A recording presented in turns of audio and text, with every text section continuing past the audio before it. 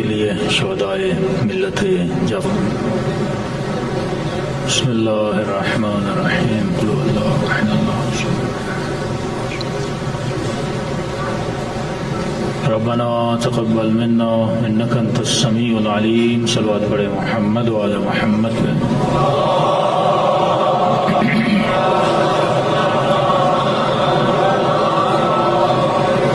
بسم اللہ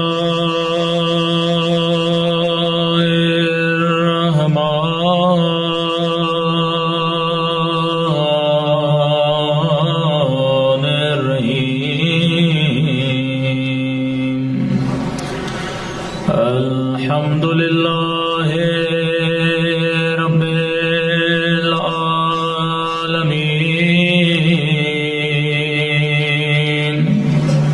الحمد للہ کما هو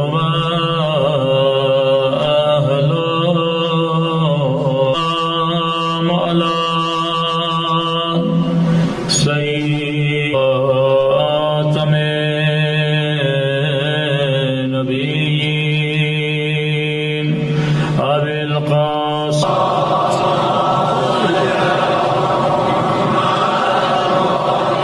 وعلی آلہ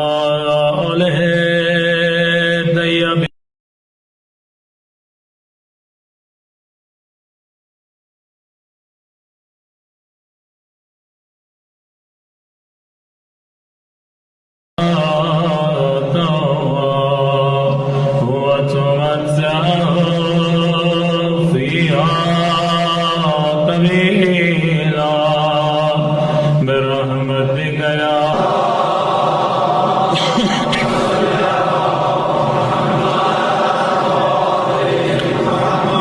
بسم اللہ الرحمن الرحیم، رب اشرح لی صدری ویسر لی امری واحلل عقدۃ من لسانی یفقهوا قولی، اما بعد فقد رسول اللہ صلی اللہ علیہ وآلہ وسلم ان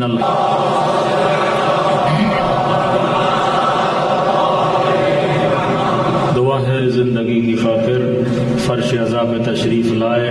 خدا ان مواقع کا نام نہیں ہے، کربلا کوئی قصہ نہیں ہے، نہ ہی ہماری نسلیں فرش عزا پہ قصے سننے آتی ہیں، واقعے سننے آتی ہیں۔ واقعہ سنانے کے لیے اتنا بڑا اہتمام کیا جائے، واقعہ تو کتاب سے پڑھ کر بھی جانا جا سکتا ہے، واقعہ تو میڈیا سے یوٹیوب سے سن کر بھی جانکاری حاصل کی جا سکتی۔ حسین کی شہادت کیسے ہوئی تھی، یوٹیوب پہ کئی کلپس موجود ہیں، ویڈیو موجود ہیں۔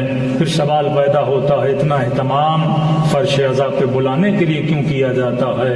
تو کا نام ہے کربلا، ایک ریولیشن کا نام ہے کہ جب لوگ فرش عزا پہ آتے ہیں، یہاں بیٹھتے ہیں تو یہاں عزا پہ آتی ہیں تو کردار زینب کو اپناتی ہیں۔ تو کربلا ایک مکمل ٹریننگ کا نام ہے، جس میں حدیث بھی ہے، جس میں تاریخ انبیاء بھی ہے، جس میں تاریخ سلف بھی ہے۔ تو یہ کربلا ہر چیز کو سناتی ہے تاکہ انسان کے اندر تہذیب کو پیدا نہ ہوتی تو ظہور پاکستانی ہے یا لبنانی اور کویتی ہے، وہاں جس سے پوچھو کون ہو تو آواز آتی ہے ہم حسینی ہیں۔ وہاں کوئی کسی کی زبان کو سمجھتا نہیں ہے، لیکن ایک نام ہے جسے سب سمجھتے ہیں اور وہ نام حسین ادا کرتی ہے۔ یہ کربلا ہے جو انسان کو یک رنگ بناتی ہے، تو یہ کربلا انسان کو سویلائز بناتی ہے۔ واللہ اگر مجلس نہ ہوتی، مقول امام خمینی، اگر محرم اور سفر نہ ہوتا، بار دیگر صلوات پڑھے محمد والا۔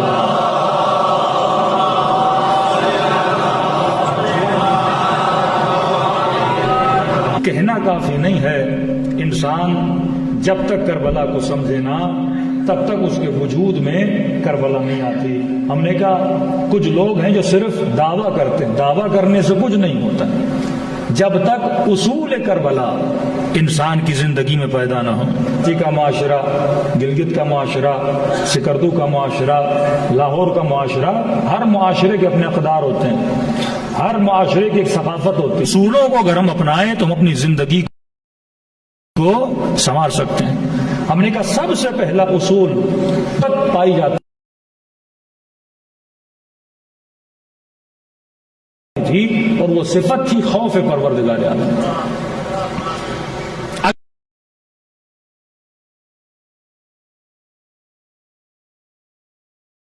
اگر ہم یہ بولیں کہ گلگت مسجد یا کسی گاؤں میں ہم چلے جائیں بولے مولانا یہ 100% شیعہ ہیں، تو سوال یہ اس گاؤں میں رہنے والوں کے افراد کے اندر یہ صفت پروردگار عالم معاشرہ الہی کیوں نہیں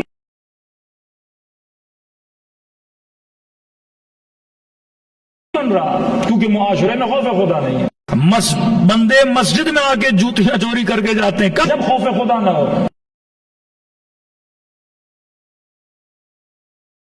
عوام کے حق پہ ڈاکہ کب ڈالا جاتا ہے؟ جب خوف خدا نہ ہو. جب یہ خوف ختم ہو جاتا ہے تو یزیدی معاشرہ جنم لیتا ہے. نشانیاں اور دیکھو کہ تمہارے وجود میں یہ 5 نشانیاں ہیں کہ نہیں ہیں. اگر یہ 5 نشانیاں ہیں تو تو بھی حامل خوف پروردگار عالم ہے. پہلی نشانی خوف خدا کی یہ ہے کہ جو بندہ اللہ کا خوف رکھتا ہے وہ خدا کو ہم لمحہ ہمدم کا ہے کہ نہیں. میں نے کئی سال مجالس میں اسلامک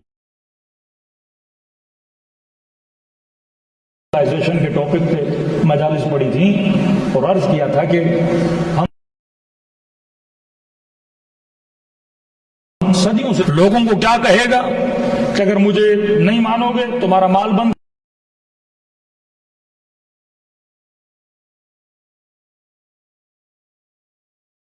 کروں گا، روزی بند کروں گا، دنیا کو تمہارے لیے تنگ کر جس کی ایک آنکھ ہو. اور کسی نے میسج بھی کر دیا کہ مولانا اسرائیل میں ایک بچہ پیدا ہوا ہے ایک آنکھ والا. تو میں نے کہا بندے خدا ایک آنکھ والا بچہ پیدا بھی ہو تو وہ ایب نارمل ہوگا. ایب نارمل بندہ دنیا پہ حکومت نہیں کر سکتا. کتنے سال جیے گا؟ اوصاف بیان کیے جا رہے ہیں کہ دجالی نظام ایک آنکھ والا ہوگا. 2 میم اپنی زندگی میں یاد رکھیے. اگر یہ 2 میم آپ سمجھ جائیں تو نظام دجال اور نظام الہی آپ کی سمجھ میں آ جائے گا. بڑا سویلائزڈ ہے. انگریز جھوٹ نہیں بولتے. وہاں اتنی چوری نہیں ہے، وہاں اتنی رشوت نہیں ہے، وہاں اتنی کرپشن نہیں ہے. اور یہ مسلم سوسائٹی جو اسلام کا نام لیتی ہے یہاں پہ چوری بھی ہے، یہاں پہ کرپشن بھی ہے، یہاں پہ جھوٹ بھی ہے. پہلا سوال وہ معاشرہ اگر سویلائزڈ ہے تو کیوں ہے؟ اور ہم اگر ان سویلائزڈ ہیں تو کیوں ہے؟ دوسری بات اگر امام زمانہ ظہور کریں گے اتنے سویلائزڈ معاشرے کو مولا ختم کیسے کریں گے؟ کون سا اپنا روڈ میپ امام ان کو دیں گے کہ وہ امام کو کاپی کریں؟ آج مسلمان اگر اپنے معاشروں کو سنوارنا بھی چاہتا ہے تو کس کی مثال دیتا ہے؟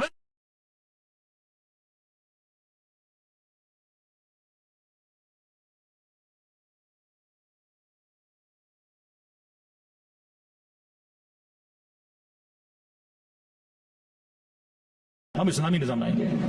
اب میرے اسلامی نظام میں اتنی اٹریکشن ہونی چاہیے نا تو وہ ویسٹرن سوسائٹی مجھے کاپی کرے. آج سعودی عرب بھی سیکولرزم کی طرف جا رہا ہے. عملاً ساری مسلم ممالک سیکولر بنتے جا رہے ہیں، لبرل بنتے جا رہے ہیں کیونکہ یہ معاشرہ دجالی معاشرہ. لیکن 5 منٹ کے لیے سوچو ایک انگریز اپنی سوسائٹی کو کیسے کنٹرول کرتا ہے. ہم مولانا حضرات اگر جوان کو کہتے ہیں گناہ نہ کر تو میرے پاس کوئی ڈنڈی نہیں ہے، میرے پاس کوئی رسی نہیں ہے، میرے پاس حکومت کا پاور نہیں ہے کہ میں کسی جوان کو زنا سے روکوں، کسی کو شراب سے روکوں، کسی کو رشوت سے روکوں. میں ایک ہی چیز پیدا کرتا ہوں اس کے وجود میں، خوف پروردگار عالم. اور یہ خوف اگر اس کے دل میں آئے یہ انٹرنل سویلائزڈ ہو جائے گا، ایک نظم اس کے وجود میں آئے گا. لیکن وہ سوسائٹی جو ویسٹرن سوسائٹی ہے وہ لوگوں کو اتنا سویلائز کیسے بناتی ہے کہ ہمارے یہاں اگر سگنل ریڈ ہوتا ہے تو ایک بندہ بھی نہیں رکتا، 2-3 رکتے ہیں. اور وہاں پہ اگر ملک کا وزیر اعظم بھی ہو لیکن اگر سگنل لال ہو جائے تو وہ روڈ پہ رک جاتا ہے. اتنی سویلائز سوسائٹی. صبح 5 بجے اٹھتے ہیں, کام پہ جاتے ہیں, شام کو 5 بجے گھر واپس آتے ہیں. واقعی اتنا سویلائزڈ کیسے بنے؟ تو ان کو سویلائزڈ بنانے میں دجال کی آنکھ کام لائی. اب یہ دجال کی آنکھ کیا ہے؟ ویسٹرن سوسائٹی اگر لوگوں کو با ادب بناتی ہے ایک چیز کے ذریعے, وہی پاکستانی جب پاکستان میں ہوتا ہے تو سگنل توڑتا ہے, اور وہی پاکستانی جب انگلینڈ جاتا ہے, آسٹریلیا جاتا ہے, تو ایک مومن ہمارے ساتھ تھا, رات 2:30 بجے روڈ پہ کوئی نہیں, سگنل لال ہے, بندے نے گاڑی روکی. میں نے کہا کہ بھائی پاکستان ہوتا تو ہم دن کو ہی توڑ دیتے ہیں, رات کے 2 بجے بندہ رکا ہوا ہے. کہ نہیں مولانا یہ پاکستان نہیں ہے, یہ آسٹریلیا ہے. میں نے کہا یہ تو بتا اتنے شریف یہاں آ کے بند کیسے گئے ہو آپ لوگ؟ اور یہی آسٹریلیا میں رہنے والا جب پاکستان آتا ہے, میں نے کہا پاکستان جاتے وقت بھی آپ اتنے شریف ہوتے ہو؟ کہتے ہیں مولانا 1 ہفتے تک شریف ہوتے ہیں, پھر کوئی حرکتیں ہو جاتی ہیں ہماری. لیکن اسے شریف کس نے بنایا؟ سگنل نے نہیں, وہ کیمرہ جو سگنل پہ لگا ہوا ہے. کیا کیمرے نے اس کو شریف بنایا؟ نہیں, کیونکہ اگر سگنل توڑے گا تو $100 کا فائن لگے گا. وہ آسٹریلیا گیا کیوں تھا؟ تاکہ پیسہ کماؤں, اور سگنل توڑنے سے نقصان کس کو ہوگا؟ پیسے کو ہوگا. تو اس کو کنٹرول کون کر رہا ہے؟ پیسہ کر رہا ہے. پوری ویسٹرن سوسائٹی اگر کنٹرولڈ ہے وہ اکنامک بیس پہ کنٹرولڈ ہے. اگر آج پاکستان کے سگنل پر بھی آپ 25,000 40,000 کا فائن لگا دو اور اسٹرکٹلی لوگوں سے پیسے لینا شروع کر دو تو یہاں بھی لوگ کیا ہو جائیں گے؟ سیدھے ہو جائیں گے. دجال کی آنکھ معاش کی آنکھ ہے, میم معاش. وہ لوگوں کو پیسہ دے کے خریدتا ہے اور لوگوں کو پیسہ چھیننے کا ڈر دے کے انسان بناتا ہے. جتنے ممالک ہیں آج ملکوں کے اگر آپس میں کانٹریکٹ ہیں وہ کس بیس پر ہیں؟ پیسے کی بنیاد پر.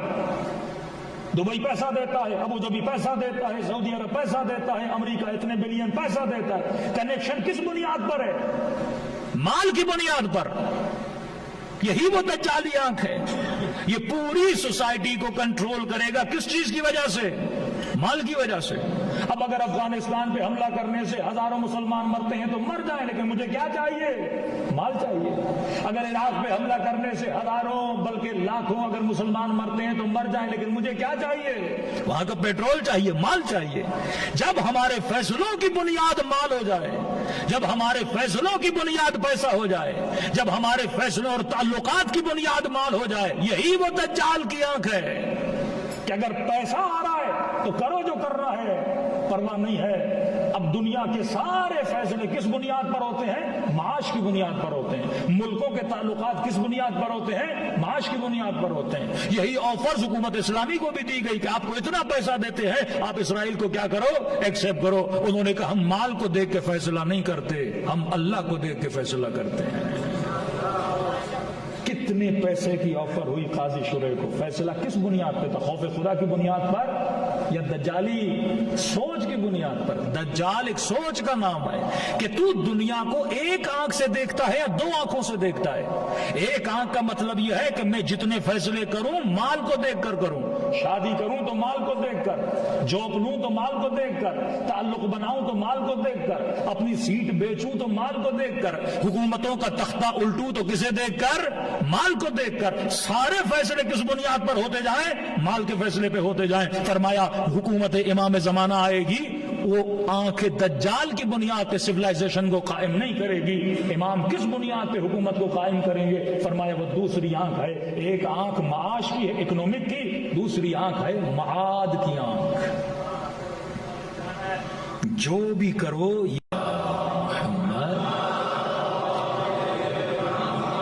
غیبت نعماری میں جب اوصاف دجال کو پڑھتے ہیں کہتے ہیں اتنا تنگ کر دے گا. تنگی مطلب اتنا مال کو بند کر دے گا. آج وہی حربہ ہے نا کہ آپ ہماری بات کو نہیں مانو گے ہم کیا لگائیں گے؟ سینکشن لگائیں گے. کبھی گرے لسٹ, کبھی بلیک لسٹ. یہ لسٹیں کیا ہیں؟ مطلب اگر ہمارے سسٹم کو نہیں مانو گے تو ہم تمہارے اوپر روزی کو تنگ کر دیں گے, اور اپنے فیصلوں کی بنیاد پیسوں کو دیکھ کر لو.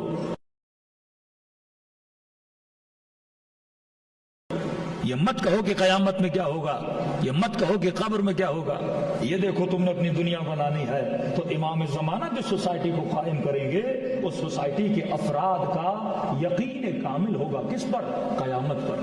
جب یہ فیصلے کریں گے یہ دیکھیں گے میری قیامت تو خراب نہیں ہو رہی. لیکن ویسٹرن ورلڈ میں رہنے والے لوگ جب دوستیوں کی بنیاد, رشتوں کی بنیاد کس پر ہوتی ہے؟ مال کی بنیاد پر. اگر سگنل توڑوں گا $10 کا نقصان ہو جائے گا. شوہر بیوی کو طلاق اس لیے نہیں دیتا اگر دوں گا تو آدھی ملکیت اس کی طرف چلی جائے گی. یعنی ہر چیز کی بنیاد کس پر ہے؟ مال کی بنیاد پر ہے. پورا سوسائٹی, پوری سوسائٹی کس پہ چل رہی ہے؟ مال کی بنیاد پہ چل رہی ہے. اب اسی سوسائٹی میں مثلا اگر آپ کسی کو آفر دو, حکومت کہتی ہے اگر کسی بندے نے ٹیکس نہیں دیا آپ ٹیکس پکڑواتے ہو تو آپ کو 30% ملے گا. اب اسی بندے کو آپ بولو کہ میں تجھے 50% دیتا ہوں میرا نہ پکڑواؤ, تو یہ کس کا ساتھ دے گا؟ 50% والے کا ساتھ دے گا نا. آج واقعی فیصلے کس بنیاد پر ہو رہے ہیں؟ دجالی سوچ کی بنیاد پہ ہو رہے ہیں. یعنی بندہ پیسے کو دیکھ کر ضمیر بیچتا ہے, پیسے کو دیکھ کر ایمان بیچتا ہے, پیسے کو دیکھ کر قتل حسین کا فتویٰ دیتا ہے, پیسے کو دیکھ کر حسن ابن علی کو چھوڑ کے امیر شام کے دربار میں چلا جاتا ہے. لیکن جس بندے کی دونوں آنکھیں کھلی ہو, یعنی معاش والی آنکھ بھی کھلی ہو, معاد والی آنکھ بھی کھلی ہو, ربنا آتنا فی الدنیا حسنہ وفی الآخرۃ حسنہ, جو دونوں چیزوں کو دیکھ کر فیصلے لیتا ہے وہ حکومت مہدی میں رہنے کی لائق اور طاقت پیدا کر دیتا ہے. تو یہ وہ سوچ ہے جو سوسائٹی میں پیدا کی جا رہی ہے کہ تمہارا ہر فیصلہ کس پہ ہونا چاہیے؟ مال کو دیکھ کے ہونا چاہیے. لیکن یہ سوچ امام زمانہ کی ہے. اب فرماتے ہیں سویلائزیشن, امام اتنی مضبوط سویلائزیشن کو کیسے ختم کریں گے؟ میں ایک چھوٹی سی مثال دیتا ہوں, آپ اپنے ذہن میں تسبیح کو لائیے. تسبیح سویلائزیشن کا ایک نمونہ ہے, ایک مثال ہے, کیونکہ تسبیح بڑی سویلائزڈ ہوتی ہے, دانا دانے سے ملا ہوتا ہے, ایک نظم ہوتا ہے, ایک ضبط ہوتا ہے, تو تسبیح بڑی سویلائزڈ ہے. اب سوال یہ تسبیح کو سویلائزڈ کس نے کیا ہے؟ دھاگے نے کیا ہے. اگر دھاگا نہ ہو تسبیح نہ ہو. یہ 100 دانوں کو ایک ساتھ جمع کس نے کیا ہے؟ دھاگے نے کیا ہے. امام کیا کریں گے؟ بڑا آسان ہے.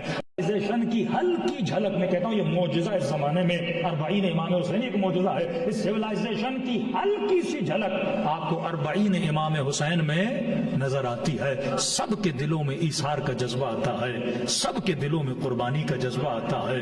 بندہ واک کر رہا ہوتا ہے, عراقی گھر کے دروازوں کو کھول دیتے ہیں, سارے کے سارے سخی بن جاتے ہیں, سارے کے سارے کریم بن جاتے ہیں, سارے کے سارے لوگوں کی خدمت اور مدد میں لگ جاتے ہیں. ارے یہ رنگ تو رنگ حسینی ہے, کس طرح سب کے سب حسینی بن گئے, کس طرح سب کے اندر جذبہ ایثار آ گیا. حالانکہ یہی عراقی ہیں, 40 کے بعد جائیے وہ رنگ نظر نہیں آتا. تو 40 میں یہ کیا ہے؟ یہ معجزہ امام زمانہ ہے, کیونکہ 40 میں امام بھی واک کرتے ہیں. 40 شیعوں کو سویلائزڈ بنانے کی تحریک ہے کہ دیکھو جس طرح تو 40 میں حسین کی طرف جا رہا ہے, روزہ حسین کی طرف جا رہا ہے, اسی طرح ایک دن آئے گا حسین کا بیٹا بھی آواز دے گا هل من ناصر ینصرنا, ہے کوئی مہدی کی مدد کرنے والا. تو اسی طرح ایثار کا جذبہ رکھ کر اپنے امام زمانہ کی طرف جانا. یہ ٹریننگ دی جا رہی ہے کہ 20-22 ملین شیعوں کو ٹریننگ دی جا رہی ہے. سب کے اندر ایثار کا جذبہ, قربانی کا جذبہ, سخاوت کا جذبہ, کہ گھر کو کھول دیا, اپنے برتن بچھا دیے, اپنا کھانا بچھا دیا. مومن کو کہہ رہا مومن کپڑے دے,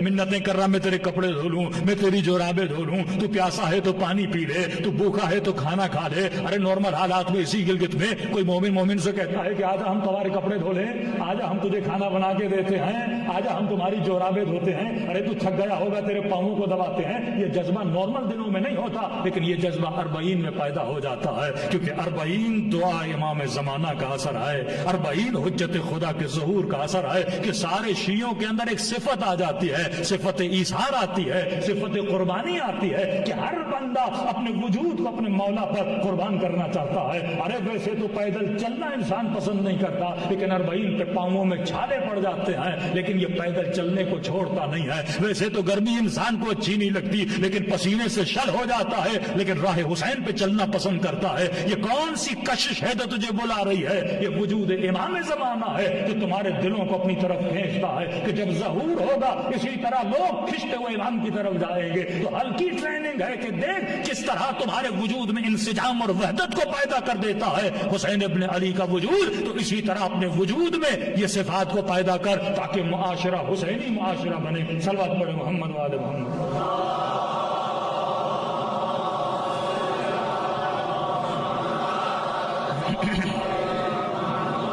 واجل فرجہم کہ ایک مومن کہتا کسی عراقی کے گھر میں گئے, ہم نے دیکھا اس بیچارے عراقی نے نئے نئے برتن اپنے باکس سے نکالے پیکنگ میں. ہم نے کہا ہم چند لوگ ہیں گھر میں تو اور برتن بھی ہیں, ان برتنوں میں کھانا کھلا. کہتا جانتے ہو یہ برتن کس کے ہیں؟ میں نے کہا کس کے ہیں؟ یہ میری بیٹی کے جہیز کا سامان ہے. میں چاہتا ہوں زائر حسین ان برتنوں میں کھانا کھائے تاکہ جب اس کی شادی ہو جائے گھر جائے تو اس کے گھر میں برکت آ جائے.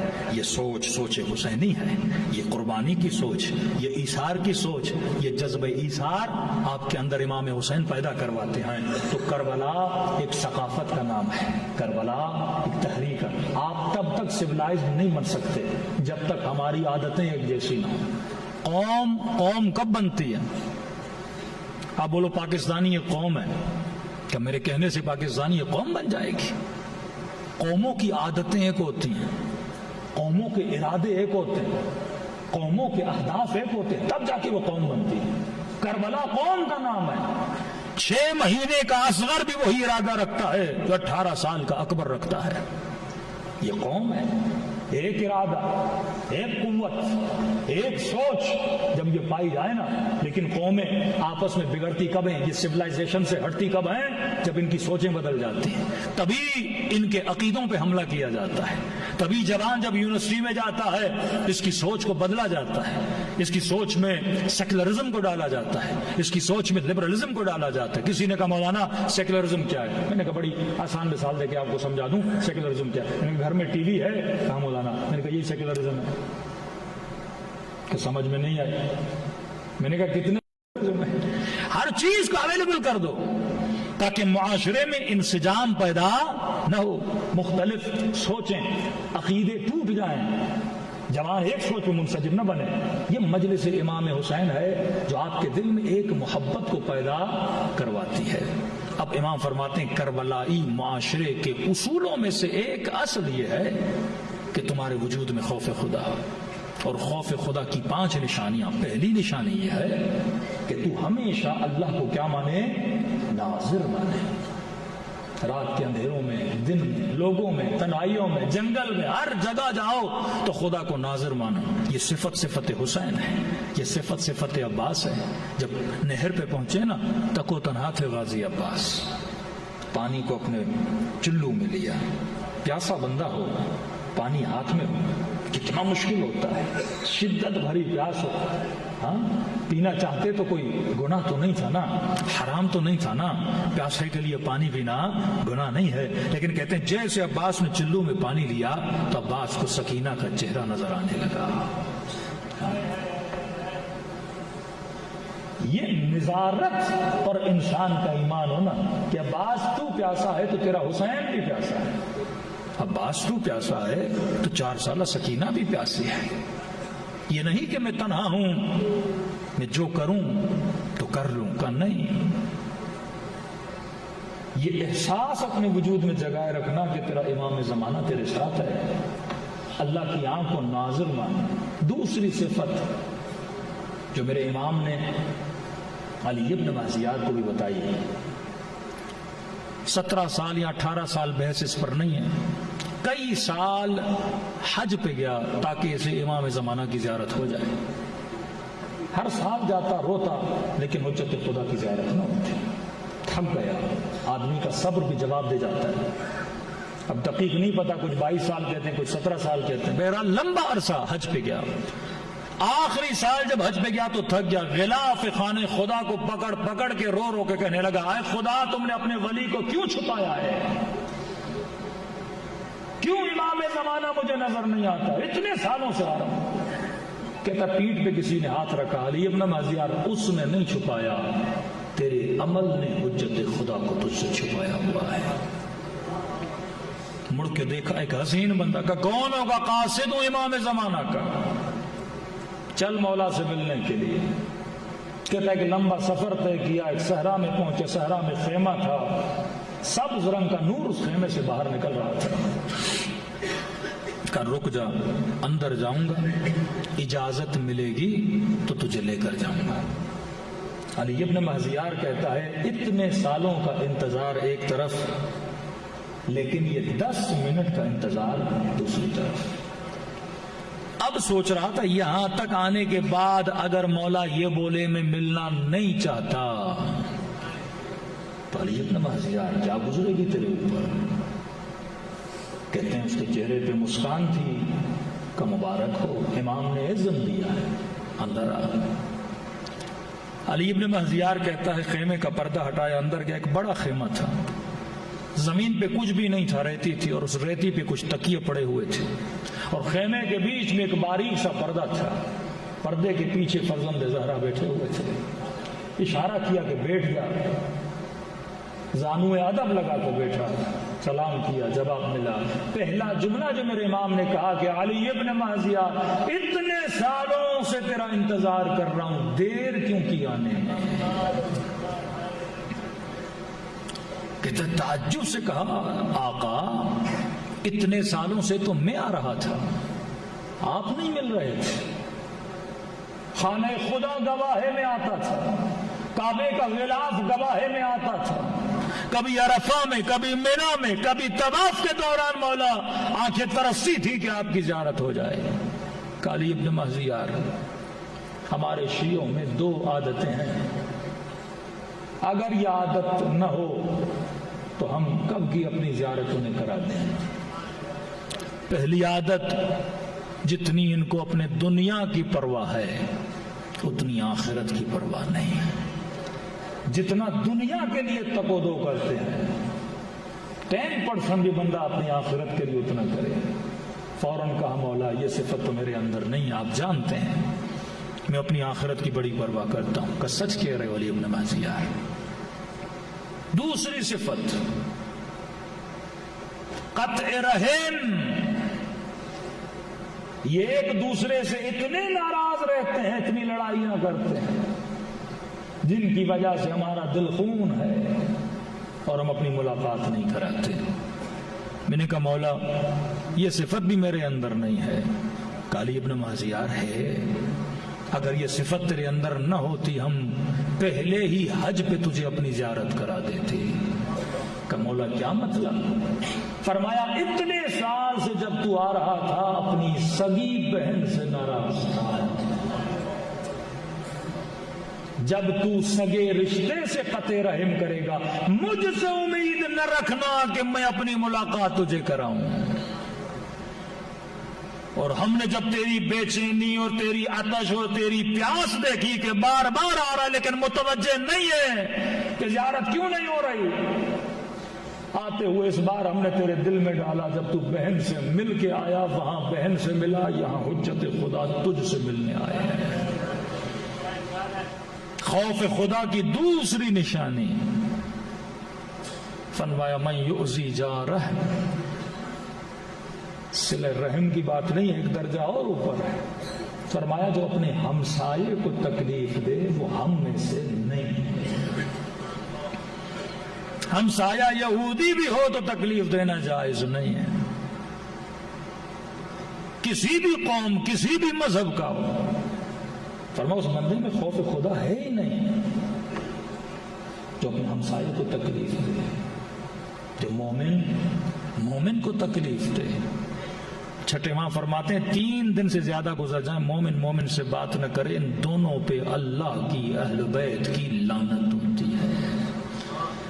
کہنے والے نے کہا مولا غلطی میری نہیں، امام نے کہا تیری نہیں غلطی، بغض کو دل سے نکال، بغضی قلب میں کبھی اہل بیت کی محبت نہیں آتی. نفرت کو دل سے نکال. غلطی تیری نہیں، اس کے در پہ چلا جائے، مومن تیری غلطی ہے، میں نے معاف کیا، میری غلطی ہے، تو معاف کر دے. کہ مولا پھر بھی معاف نہ کرے، فرمایا اب تیرے اوپر نہیں ہے، لعنت تیرے سر سے اٹھ گئی، اس کے سر پہ بیٹھی ہوئی ہے. کہ اب سن، جب یہ عمل کر کے، کیونکہ اس عمل میں انسان سب سے پہلے اپنی انا کو مارتا ہے، اپنے نفس کو قتل کرتا ہے. یہ جو میں ہے نا، میں معافی مانگوں، یہ میں جب تک نہیں مرتی نا تب تک حجت خدا کی زیارت نہیں ہوتی. جس دل میں میں ہے اس دل میں خدا نہیں ہے. تیری محبتیں اللہ کی وجہ سے، تیری نفرتیں خدا کی وجہ سے. فرمایا جب یہ بول کر اس کے گھر سے واپس آتا ہے، تیرے ہر قدم پہ خدا تیرے نام اعمال میں 70 نیکیاں لکھتا ہے، 70 برائیاں مٹاتا ہے. اور جب رات کو گھر آ کے سو جاؤ گے، اگر اسی رات تجھے موت آ گئی تو خدا کہے گا لکھو اس کے نام اعمال میں یہ شہید ہو کر دنیا سے چلا گیا. راہ خدا میں جان دینا اور راہ خدا میں اپنی انا کو قتل کرنا، یہ بھی رتبہ شہادت کے مطابق ہے. فرمایا جو خوف خدا ہو جاتی ہیں عباد اللہ، عباد الصالحین، جب یہ کیفیت اپنے وجود میں دیکھتے تھے تو کہتے تھے یقیناً ہم سے کوئی غلطی ہوئی ہے. کہتا مصلی پہ بیٹھ کے اتنا رویا خدایا، اب وہ لذت عبادت میں کیوں نہیں آ رہی؟ اب تیری مناجات میں وہ لذت کیوں نہیں محسوس کر رہا جو ایک عابد، ایک زاہد، ایک صالح بندے کو محسوس ہونی چاہیے؟ اب عبادت کھوکھلی ہو گئی ہے پروردگارا. اور معصوم کا فرمان خدا بندوں کو سمجھانے کے لیے خواب کے اندر اشارے دیتا ہے. کہتا سو گیا، خواب کے عالم میں ایک فرشتے کو دیکھا. کہنے لگا کیا غلطی ہوئی ہے مجھ سے کہ عبادت میں مزہ نہیں آ رہا؟ کہتا شکا عنک عصفور،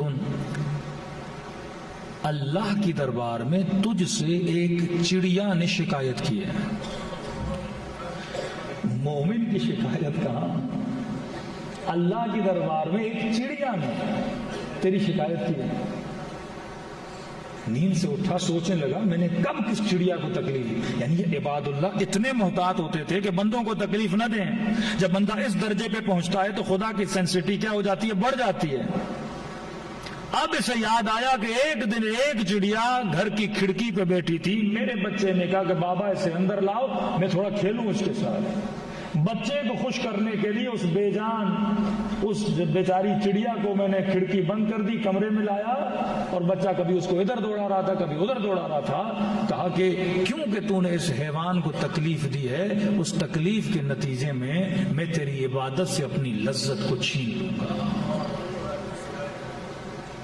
اب بندہ بہن کو تکلیف دے، بھائی کو تکلیف دے، اپنے جملے سے کسی مومن کو تکلیف دے، ہاں تو لذت ملے گی عبادت میں، لذت ملے گی مناجات پروردگار عالم میں.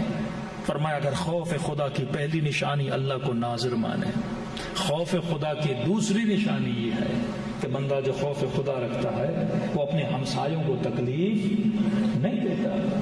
اگر یہ تکلیف دیتا ہے اپنے ہمسایوں کو تو سمجھو اس کے وجود میں خوف پروردگار عالم نہیں ہے. صلوات پڑھے محمد وآلہ.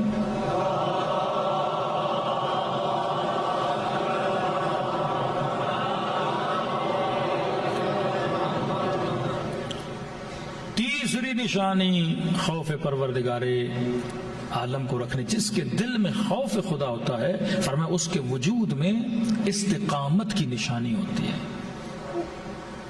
قالوا ربنا اللہ ثم استقاموا، جنہوں نے کہا نا کہ اللہ ہمارا رب ہے، اس کے بعد انہوں نے اپنے وجود میں کیا پیدا کیا؟ استقامت پیدا کی. مومن مچھر کی طرح نہیں ہوتا، جہاں کی ہوا لگی وہاں چلا گیا. خوف خدا اس کے وجود میں استقامت پیدا کر، وہ استقامت جو کربلا والوں کے اندر تھی. کچھ بھی ہو جائے حسین کا ساتھ نہیں چھوڑا. کتنی استقامت ہے ابھی عبداللہ الحسین میں، اب وہ تو امام ہے، لیکن کتنی استقامت ہے جناب جون میں، کتنی استقامت ہے جناب سعید میں. امام حسین کے پاس ہے، مولا بوڑھا ہوں. کہ سعید تو کیسے لڑے گا؟ کہ مولا لڑ نہیں سکتا، کم از کم آپ کی نماز کی حفاظت تو کر سکتا ہوں نا. کہ ٹھیک ہے سعید کھڑا ہو جا. نماز خوف 2 رکعت ہوتی ہے، قصر ہوتی ہے. ایک رکعت جماعت کے ساتھ ایک طبقہ پڑھتا ہے، پھر وہ بیٹھتا ہے، دوسرا طبقہ پھر دوسری رکعت پڑھتا ہے۔ اب سعید کہتا میں کھڑا ہو گیا، بوڑھا اتنا ہے، بدن میں راشا ہے۔ تاریخ لکھتی ہے 17 تیر سعید کے بدن میں لگے، 17 تیر۔ اب کیونکہ بوڑھا تھا، بدن میں راشا تھا، جب تیر لگے تو خون بہنے لگا۔ اب جب خون بہنے لگا تو بدن کی توانائی ختم ہونے لگی، لیکن مڑ مڑ کے دیکھ رہا ہے کہ اب بھی میرے حسین کی نماز باقی ہے، اب بھی میرے حسین کی نماز باقی ہے۔ کہتے سعید نے دونوں ہاتھ اپنی کمر پہ رکھے اور بدن کو کہا، بدن اتنی مہلت دے میرے حسین کی نماز پڑھنے، کہیں ایسے نہ ہو میں گروں اور ایک تیر بھی میرے مولا کے وجود کو لگے۔ یہ استقامت اگر بندے کے وجود میں نہیں ہے تو خوف خدا نہیں ہے۔ آپ خود کو کیسے گناہ سے بچاؤ گے؟ 4 سال کے لیے گھر سے نکل کے یونیورسٹی میں جاتے ہو، یونیورسٹی کی ہوا تجھے گمراہ کر لیتی ہے۔ 2 منٹ کی نامحرم کی کال تمہارے ایمان کے وجود میں لرزہ پیدا کر دیتی ہے۔ ایک گندی تصویر، ایک گندا منظر تمہارے ایمان کو تباہ و برباد کر دیتا ہے۔ اور یہ بولو کہ میرے وجود میں خوف پروردگار عالم ہے۔ خوف خدا نہیں ہے جس انسان کا ایمان کمزور ہے۔ اب یہ استقامت کیسے پیدا ہوتی ہے؟ استقامت انسان کے ول پاور سے پیدا ہوتی ہے۔ اتنا قرآن میں آیا اتقوا اللہ اتقوا اللہ اتقوا اللہ۔ تقوی کا مطلب کیا ہے؟ تقوی اختیار کرو بھائی، کوئی کسٹر انسان اختیار کر لے، کوئی روٹی انسان کھا کے اختیار کر لے، ہے کیا یہ تقوی؟ تقوی الہی خلاصہ کروں تو بریک کو بولتے ہیں تقوی۔ تقوی آتی بھی خوف خدا کی وجہ سے، اور یہ بریک لگتا ہے خوف خدا کی وجہ سے۔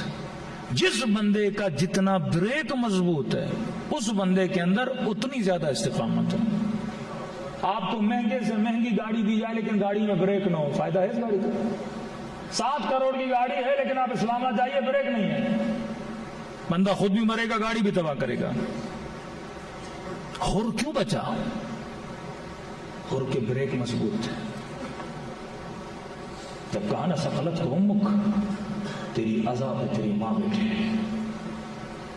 کہتا میں بھی حسین کو جواب دینا چاہتا تھا لیکن 1 منٹ اس نے اپنے وجود کو روکا کہ اور سوچ تیری ماں کون ہے اور حسین کی ماں کون ہے۔ جن مسلمانوں کے وجود میں بریک نہیں تھا انہوں نے آل رسول کی توہین کی، کبھی در کو آگ لگائی، کبھی پسلیوں توڑی، کبھی خیموں کو آگ لگائی، کبھی 4 سالہ بچی کو تماچے مارے۔ کہ یہ مت سمجھ شمر ایک فرد کا نام ہے، شمر ایک کردار کا نام ہے، یزید ایک کردار کا نام ہے۔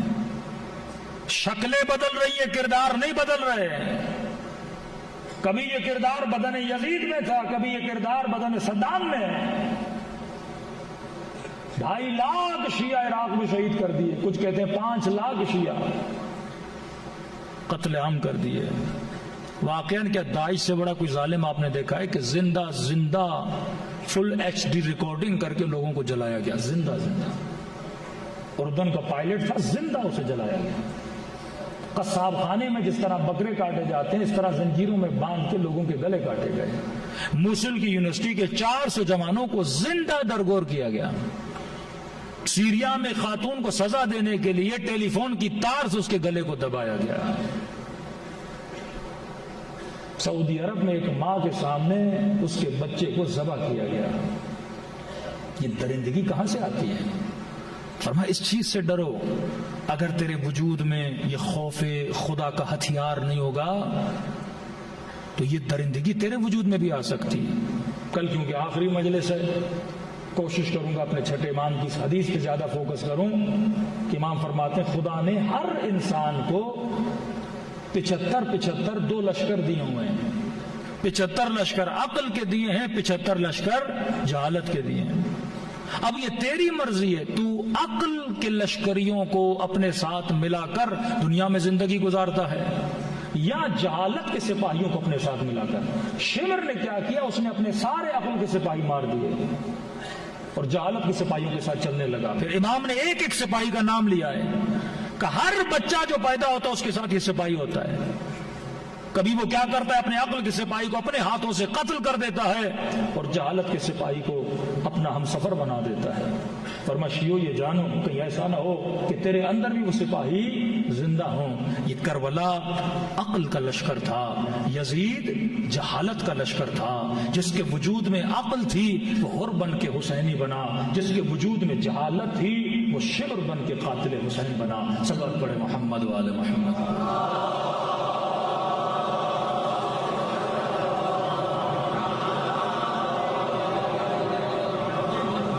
عجل فرجهم. چوتھی صفت خوف خدا کی, کہ جس میں خوف خدا ہوتا ہے اس انسان کے اندر معاف کرنے کا جذبہ ہوتا ہے. اگر واللہ ہمارے اندر معافی کا جذبہ نہیں ہے, طلاقیں کیوں ہوتی ہیں؟ کیونکہ ہم معاف نہیں کرنا چاہتے. بھائی بھائی سے کیوں لڑتا ہے؟ کیونکہ ہم معاف نہیں کرنا چاہتے. بیوی شوہر سے الگ کیوں ہوتی ہے؟ کیونکہ نہ شوہر معاف کرنے کے لیے تیار ہے نہ بیوی معاف کرنے کے لیے تیار ہے. ایک اکڑ ہمارے وجود میں, ہم کسی کو معاف کرنے کے لیے تیار نہیں. رسول خدا گھر میں بیٹھے تھے, گھر کی دیوار کے سوراخ سے دیکھا کہ دو مومن, دو مسلم آپس میں لڑ رہے ہیں اور ایک نے دوسرے کا گریبان پکڑا ہوا ہے. مسلمان کی عادت ہے جب دو مومنوں کو لڑتے ہوئے دیکھے فوراً کیا کرے؟ صلح کرے. ہمارے یہاں الٹ ہے, دو لوگ آپس میں لڑے تو ہم کہتے ہیں جتنی مرچیں ڈالنا چاہتے ڈالو اور لڑیں گے. فرمایا یہ مسلم معاشرے کی نشانی نہیں ہے. آج پاکستان کے حالات کیوں ایسے؟ کیونکہ کوئی صلح کروانے کے لیے تیار نہیں ہے. کسی بھی فریق میں جھگڑا ہو, ہر بندہ کیا چاہتا ہے کہ اور لڑیں اور لڑیں. شیعہ سنی کا جھگڑا ہو جائے کہتے ہیں اور آگ لگاؤ اور آگے بڑھاؤ. دو مومن گروپوں میں جھگڑا ہو جائے کہتے ہیں اور آگ لگاؤ اور ان کو آپس میں لڑاؤ. فرمایا یہ منافق کی نشانی ہے. مومن صلح پسند ہوتا ہے, مومن معاف کرنے کا جذبہ رکھتا ہے. فوراً رسول خدا باہر آئے کہ کیوں اس کا گریبان پکڑا ہوا؟ یا رسول اللہ یہ مقروض ہے میرا, مثلا 30,000 درہم دینے ہیں, اتنے سال گزر گئے پیسے بھی نہیں دے رہا, لہذا مجبور ہو گیا اس کے گریبان کو پکڑنے. اب دیکھیے میں نے کہا نا, دجال کی آنکھ الہی آنکھ, دجال کی آنکھ معاش کی. دو لفظ ہمیشہ زندگی میں یاد رکھیں, دجال کی آنکھ معاش کی, اللہ کی آنکھ معاد کی. نبی نے کہا سن, ان للہ ظل, قیامت میں اللہ کا ایک سایہ ہے. جب سارے لوگ اس شدت بھری گرمی میں, مقدار ہو 50,000 سنہ, ایک دن ہے قیامت اور ایک دن 50,000 سال کے برابر. قیامت 2 دن نہیں ہے, ایک ہی دن ہے, لیکن ایک دن 50,000 سال کے برابر ہے. تو خلق خدا کھڑی ہو گئی ان سختیوں میں, لیکن اس قیامت میں اللہ کا ایک سایہ ہے. اس شدت میں کہ پتہ ہے اس سائے کے نیچے کون کھڑا ہوگا؟ کہ یا رسول اللہ کون؟ کہ جس کے اندر معاف کرنے کا جذبہ, جو مومن مومن کو معاف کرے. دو مومنین آپس میں لڑ رہے ہیں 30,000 کی وجہ سے, اگر اللہ نے تجھے دیا ہے 30,000 دے کے جھگڑا ختم کروا. دو مومنین آپس میں لڑے ہوئے ایک چھوٹی سی فضول کی چیز کی وجہ سے, تھوڑی ذمہ داری لے کے ان کے مسائل کو حل کر کے ان کے دلوں میں کیا بانٹ دے؟ محبت بانٹ دے. یا رسول اللہ جو مومن مومن کو معاف کرے گا.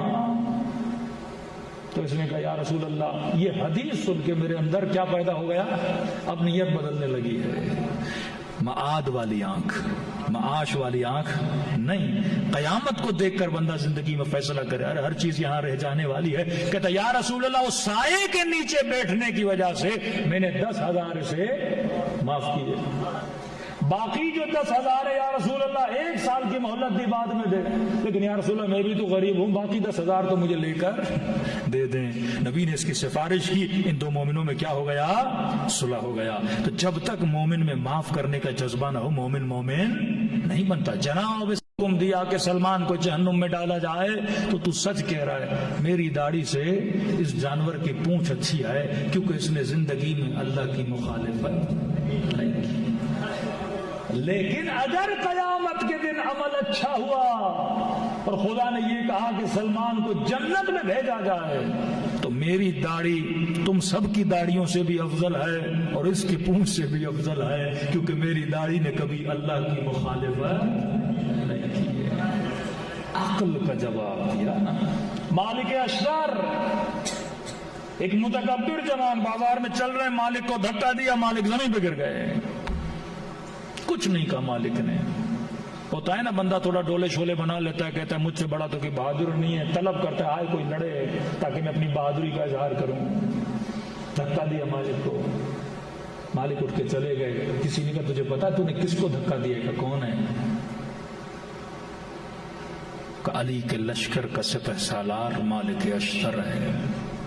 مالک کا نام تو سب نے سنا ہوا تھا نا. بندے کے وجود میں کپاہٹ آ گئی، پسینے چھوٹ گئے اس کے. کہ مالک کو دھکا دیا. میں نے کہا اب اس نے کہا مالک آئے گا سپاہیوں کو لے کے مجھے جیل میں ڈال دے گا. فوراً دوڑا مالک کے پیچھے. دوڑتے دوڑتے کیا دیکھا؟ مالک ایک مسجد کے اندر گیا. یہ بھی پیچھے گیا کہ اچھی بات ہے، مسجد میں معافی مانگوں گا، مالک جلدی معاف کر لے گا. کہتا مالک نے 2 رکعت نماز پڑھنا شروع کی. میں نے کہا اور اچھا، اللہ کی دربار میں ہے، جلدی معاف کر دے گا. کہ مالک کی نماز ختم ہوئی، میں اور قریب بڑھا تاکہ مالک سے بات کروں. نماز ختم ہونے کے بعد مالک فوراً سجدے میں چلے گئے. میں نے کہا سجدے سے سر اٹھائے گا تو مالک سے معافی مانگوں گا. کہتے وہ کہا مالک نے کہ میرے وجود میں شرمندگی طاری ہو گئی. کہتا جیسے سر مالک نے سجدے میں ڈالا فوراً کہا پروردگارا، جس جوان نے میرے ساتھ بدتمیزی کی مالک نے اسے معاف کیا، تو مالک کے گناہوں کو معاف کر دے.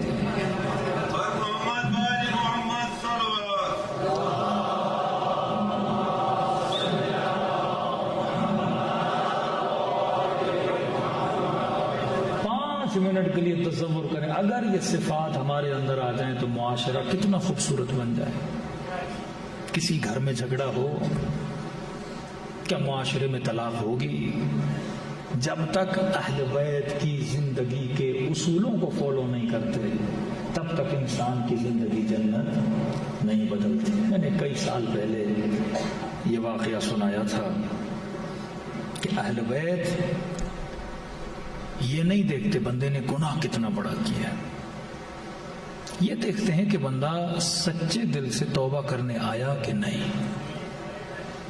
اگر دل کو ہتھیلی پہ رکھ کے ان کے دربار میں آ کے مولا اب یہ دل آپ کے حوالے ہے، کسی غیر کی محبت اس دل میں داخل نہ ہونے دو، کیونکہ محبتیں آپ کے وجود کو کنٹرول کرتی ہیں. جتنا اللہ کا عشق، اللہ کی محبت ہوگی اتنی اللہ کی اطاعت.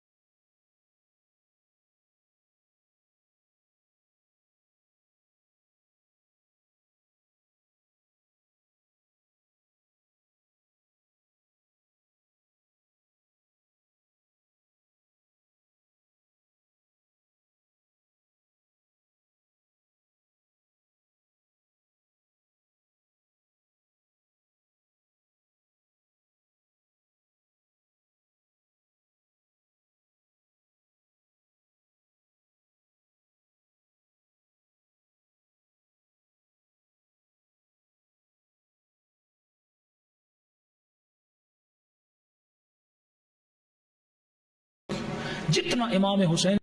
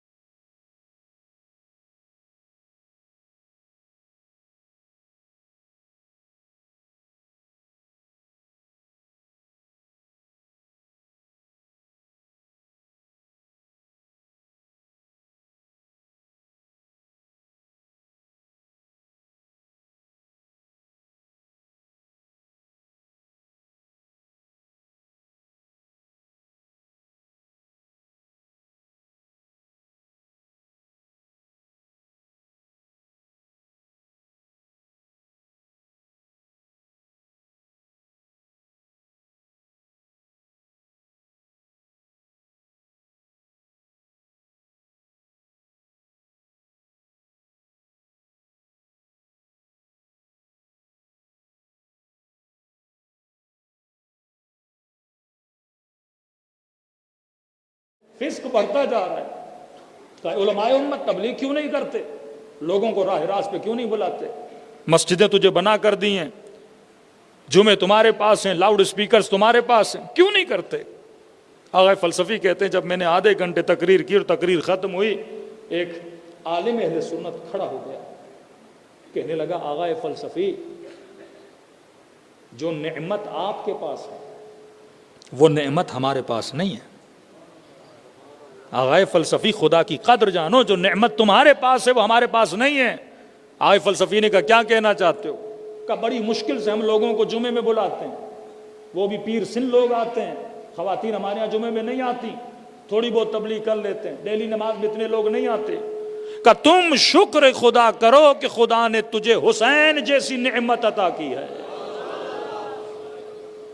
کسی قوم کے پاس یہ نعمت نہیں ہے کہ ہر عمر کا بندہ فرش عزا پہ بیٹھا ہوتا ہے، جوان بھی ہے، بوڑھا بھی ہے، آفیسر بھی ہے، خواتین بھی ہیں، بچے بھی ہیں.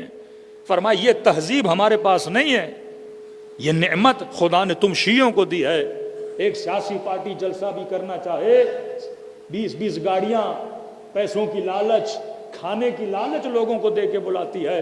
لیکن فرمایا تم شیعوں کے یہاں محرم کا چاند نظر آتا ہے، ہاں زیادہ اعلان کرنے کی ضرورت نہیں پڑتی، بس یہ بولا جاتا ہے کہ زہرا کے لال حسین کی مجلس ہے. کہ لوگ گھروں سے نکل کر جوک در جوک تمہاری امام بارگاہوں میں آتے ہیں. واللہ یہ نعمت ہمارے پاس نہیں ہے. تو جب نعمت بڑی ہے تو انسان کی ذمہ داری بھی کیا ہو جاتی ہے؟ بڑی ہو جاتی ہے. تو یہ مت کہنا کہ کربلا قصہ ہے، کربلا ایک تہذیب ہے، کربلا ایک اصول ہے، کربلا زندگی گزارنے کا طریقہ ہے. جب تک اس کربلا کو سمجھو گے نہیں تب تک انسان کی زندگی بدلتی نہیں ہے. اور کربلا کا ہر کیریکٹر اس کا کربلا میں ہونا ضروری تھا. واللہ اگر ہر کربلا میں نہ ہوتا تو کربلا کامل نہ ہوتی. کربلا میں اگر جون نہ ہوتا تو کربلا کامل نہ ہوتی. کربلا میں اگر وہب نہ ہوتا تو کربلا کامل نہ ہوتی. کربلا میں اگر زہیر نہ ہوتا تو کربلا کامل نہ ہوتی. یہ ہر کیریکٹر جو کربلا میں موجود ہے یہ انسان کی زندگی کو بدلنے کے لیے کافی ہے. 5 منٹ کے لیے تصور کریں، اگر کربلا میں ہر نہ ہوتا تو عزادار مجلس حسین میں کس بخشش کی نیت لے کر آتا؟ یہ ہر کا کردار ہے کہ انسان کو امید ملتی ہے کہ حسین کی مجلس میں جاؤ. جب حسین ہر کو سینے سے لگا سکتے ہیں تو میرے گناہوں کو بھی بخش کے سینے سے لگا سکتے ہیں. کربلا میں مذہب کی تفریق نہیں ہے. کربلا میں وہب موجود ہے جو پہلے مسیحی تھا، حسین سے ملنے کے بعد شیعہ بنا. کربلا میں زہیر موجود ہے جو پہلے عثمانی تھا لیکن حسین کے ملنے کے بعد شیعہ علی ابن ابی طالب بنا، مکتب اہل بیت میں آ گیا. کربلا میں غلام موجود ہے، رنگ کا کالا بھی موجود ہے، رنگ کا سفید بھی موجود ہے. کربلا میں 6 مہینے کا بچہ بھی موجود ہے. کربلا میں 4 سالہ سکینہ بھی موجود ہے. کربلا میں جون اور سعید جتنا بوڑھا بھی موجود ہے. یہ وہ مقام کربلا ہے جو انسان کو تہذیب سکھاتا ہے، زندگی کرنے کا سلیقہ سکھاتا ہے. اب صرف خود کو کربلائی بولنے سے کوئی کربلائی نہیں بنتا. ایک مرتبہ زمین کربلا سے ہو کر آتے ہو، نسبت زمین سے ہوتی ہے، خود کو کربلائی کہلاتے ہو. لیکن حقیقت میں کربلائی وہ ہے جو اپنی زندگی میں اصول کربلا کو پیدا کرنا شروع کر دے. اگر کربلائی اصول میری زندگی میں آ جائے تو میری دنیا بھی بدل جائے، میری آخرت بھی بدل جائے. صلوات پڑھے محمد و آل محمد.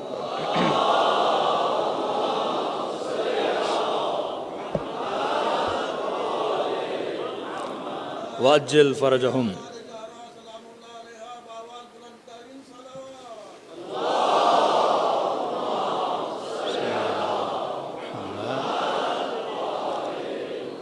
آئیے آج ایک اصل کربلا کی زندگی کا ذکر کریں اور دیکھیں کہ واقعاً ہمارے وجود میں یہ اصل کتنا پایا جاتا ہے. اصول کربلا اگر ہماری زندگی میں نہیں تو میرے عزیز زندگی کربلا ہی نہیں. 3 دن میں جتنا بیان کر سکے بیان کریں گے.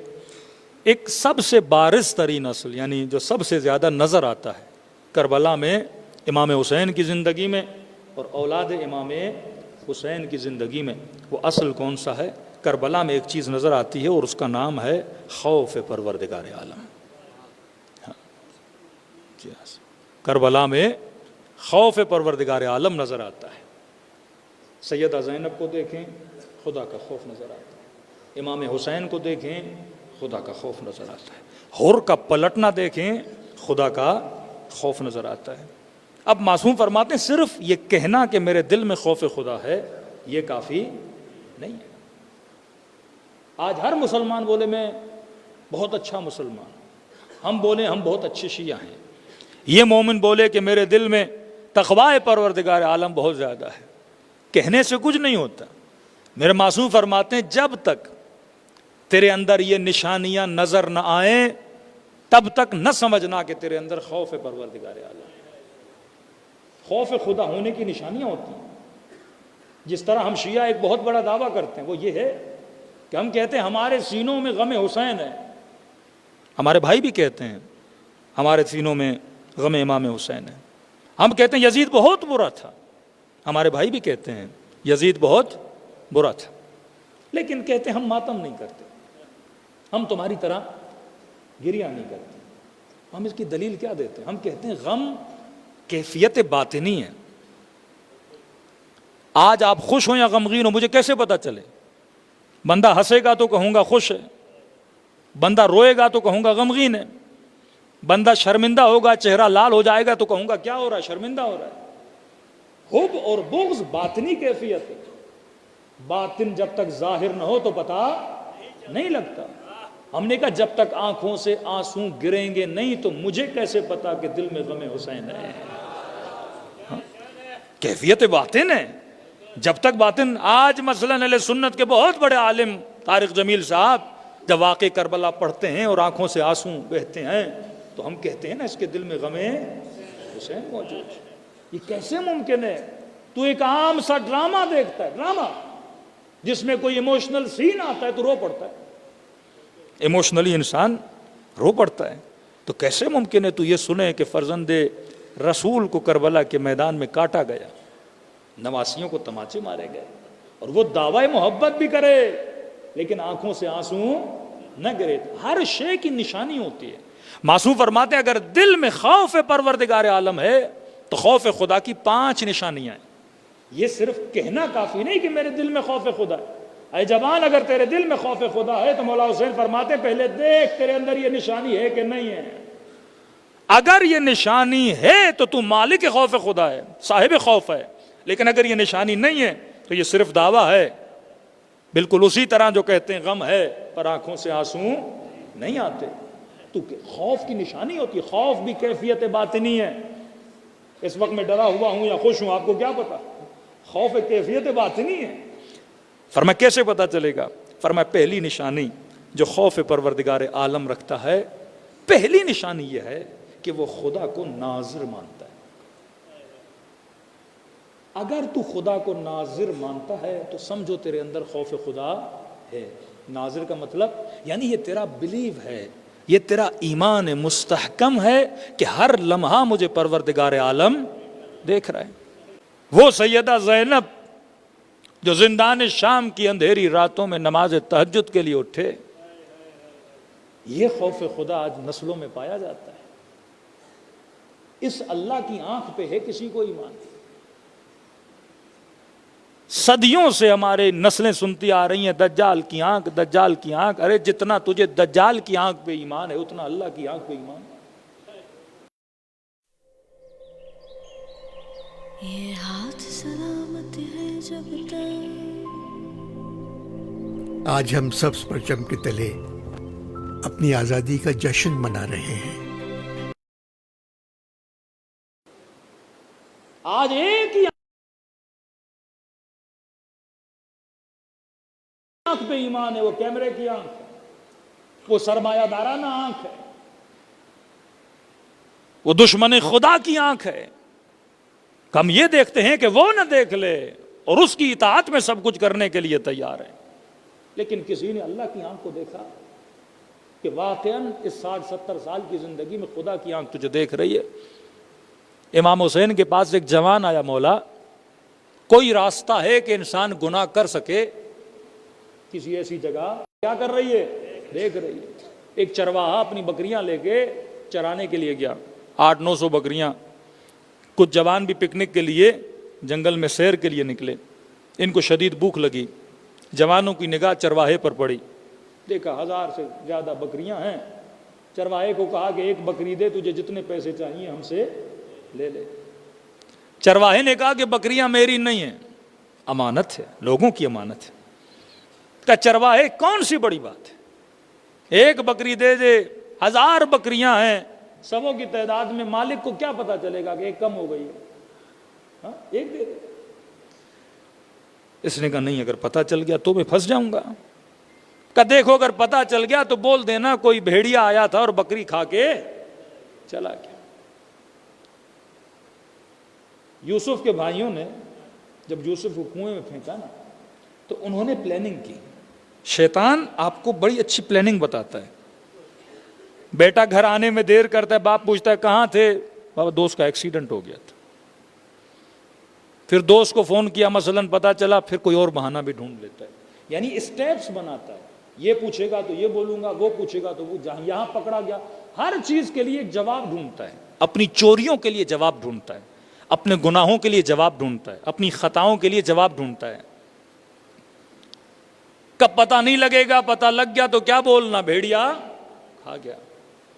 چرواہے نے کہا بارک اللہ، شاباش، بڑے تیز ہو، تم نے سب کے لیے جواب ڈھونڈا ہے، لیکن یہ تو بتا فَأَيْنَ اللَّهُ، اللہ کے لیے بھی کوئی جواب ہے؟ لوگوں کے لیے تو تم نے بڑے جواب ڈھونڈے ہیں،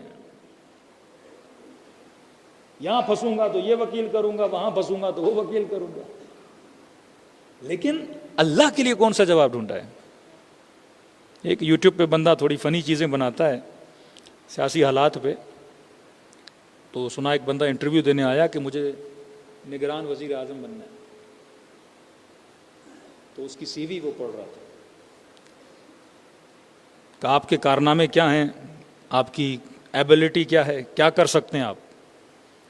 کہ پہلی ایبلٹی میری یہ ہے کہ میں کسی چوری کو چھوٹی چوری نہیں سمجھتا، جو بھی آئے میں کھا لیتا ہوں، وہ چاہے گٹر کا ڈھکن ہی کیوں نہ ہو، بینک کا لون معاف کروانا وہ بھی ہڑپ لیتا ہوں، زکوٰۃ کا پیسہ وہ بھی ہڑپ لیتا ہوں۔ کہ چلیں یہ تو بڑی اچھی ہمارے کام کی ایبلٹی ہے۔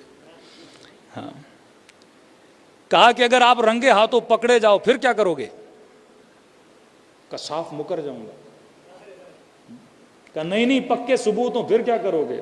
کہ جج خریدوں گا۔ کہ جج ایماندار ہو پھر کیا کرو گے؟ کہ بیمار پڑ جاؤں گا، جان چھوٹ جائے گی۔ تو ہم نے ہر شے کے لیے اس دنیا میں بہانے ڈھونڈ کے رکھے، لیکن آج تک کسی نے سوچا فَأَيْنَ اللَّهُ، کہ واقعاً تم پروردگار عالم کو جواب کیا دو گے؟ چھٹے امام کے پاس ایک شخص ہے، مولا میں گناہ کرنا نہیں چاہتا لیکن کیا کروں، عادت ہے۔ امام نے کہا اللہ کو حاضر ناظر مانتے ہو؟ کہ جی مولا میرا ایمان ہے۔ کہ یہ بتا اگر گناہ کرتے وقت وہ دیکھیں جو تیری عزت کرتے ہیں، سلام کرتے ہیں تجھے، ان کے سامنے گناہ کرو گے؟ حاجی صاحب بولتے ہیں تجھے، ظاہر بولتے ہیں، عزادار بولتے ہیں، مولانا بولتے ہیں، علامہ بولتے ہیں، جو عزت کرتے ہیں نا، ان کے سامنے کا نہیں مولا اتنا بے حیا نہیں۔ کہا جن کی تو عزت کرتا ہے ان کے سامنے گناہ کرو گے؟ ایک مرتبہ کچھ ہماری عزت کرتے ہیں، ایک مرتبہ کچھ لوگ ہیں جن کی ہم عزت کرتے ہیں، ان کے سامنے کرو گے؟ اپنے استاد کے سامنے، کسی بڑے عالم کے سامنے؟ کہا نہیں مولا اس کے سامنے گناہ نہیں کروں گا۔ امام نے کہا ماں کے سامنے گناہ کرو گے؟ کہا مولا اتنا بے حیا نہیں، ماں کے سامنے گناہ کر۔ چھٹے امام نے کہا میرے آخری سوال کا جواب دے، اگر 6-7 سال کا بچہ دیکھے اس کے سامنے گناہ کرو گے؟ کہتا نہیں مولا میں اتنا بے حیا نہیں کہ بچے کے سامنے گناہ کر۔ کہتا یہ جواب دینا تھا، میرے چھٹے امام زار و قطع رونے لگے۔ کہ عجیب مسلمان، 6 سال کے بچے کی عزت ہے کہ وہ دیکھ رہا ہے تو گناہ نہیں کرتا، کیا میرے رب کی عزت 6 سال کے بچے جتنی بھی نہیں؟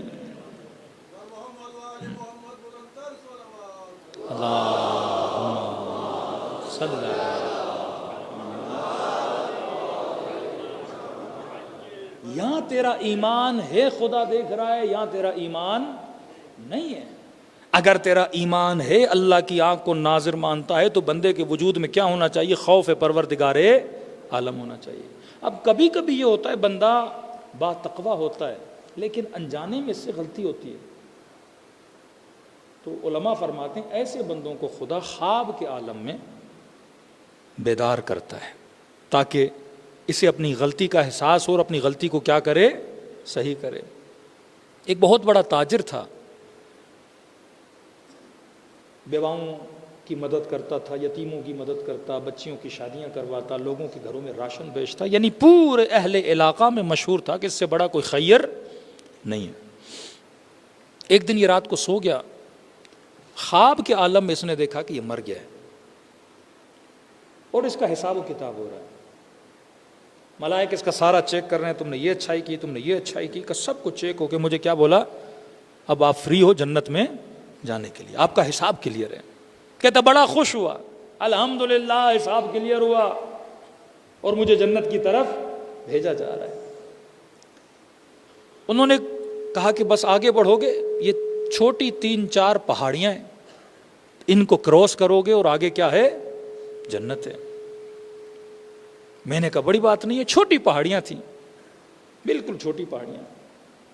کہ بس یہ 3-4 پہاڑیاں پار کرو اور آگے جنت کا راستہ ہے، سیدھا جنت.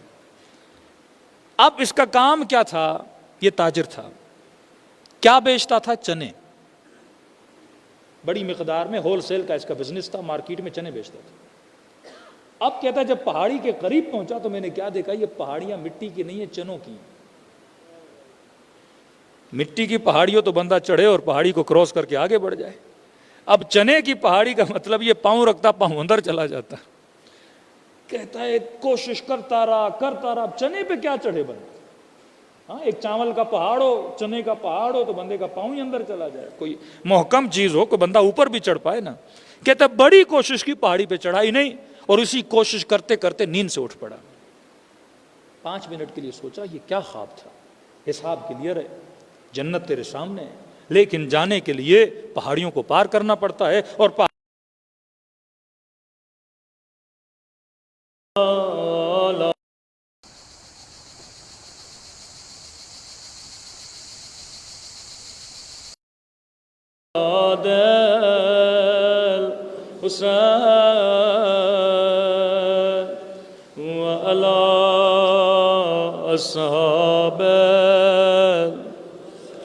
آواز بڑھا دیں بارے دیگر. السلام علی الحسین وعلی علی ابن وعلی اولاد الحسین وعلی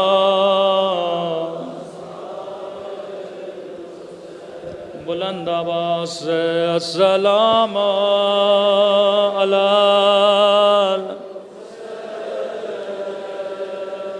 وعلی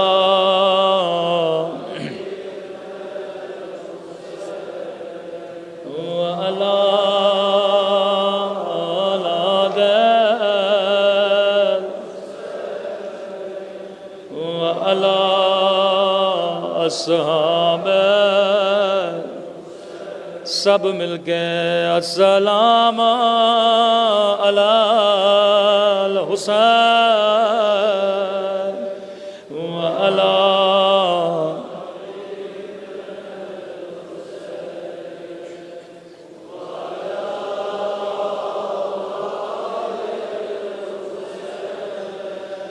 وعلی اصحاب. میرا سلام ہو زینب کی لٹی ہوئی چادر پہ.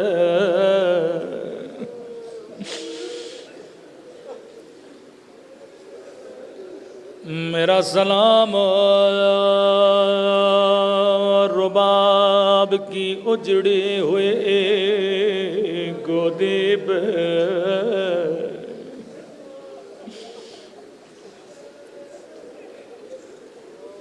آپ نے کئی ذاکروں کے مصائب سنے ہوں گے، سب سے بڑا ذاکر امام زمانہ ہے. جب کبھی دل کرے رونے کا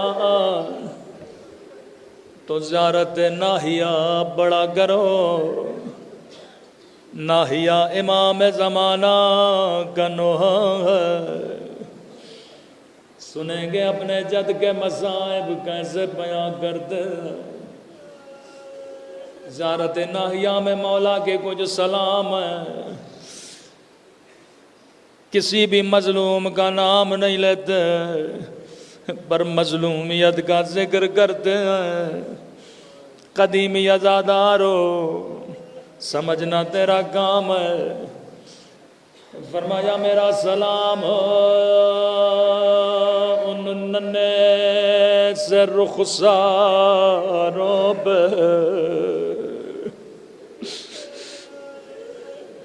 اللہ جانے یہ کس بی بی کے رخسار،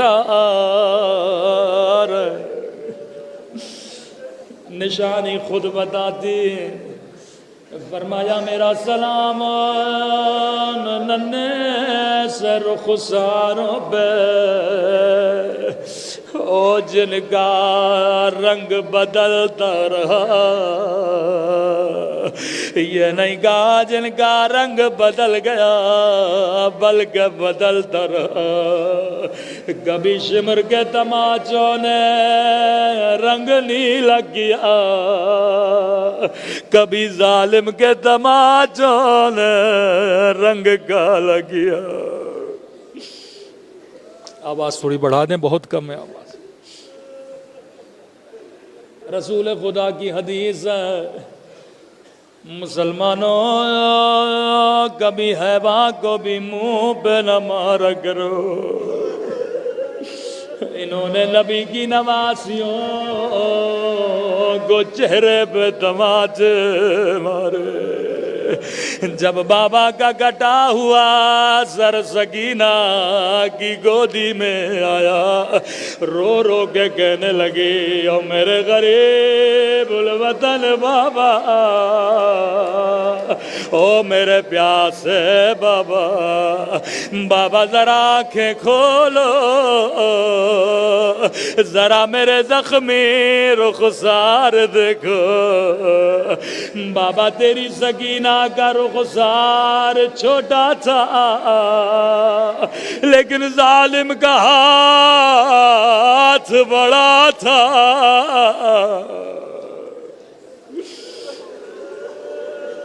میں قربان ننھی سی بچی کی مظلومیت پہ،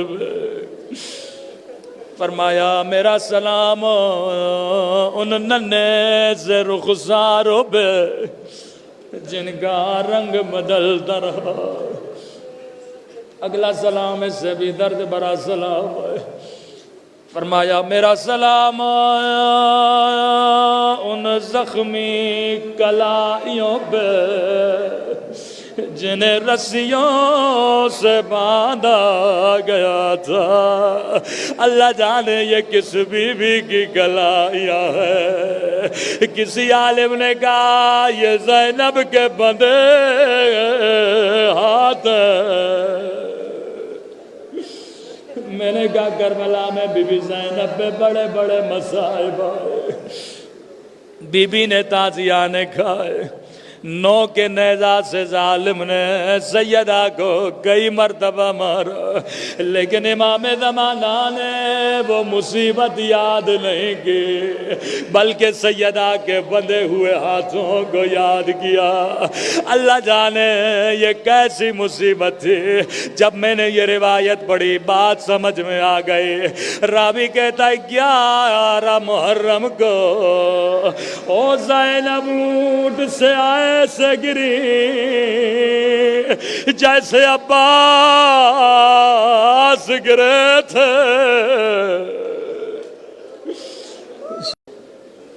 علی القوم الظالمین، ماتم حسین۔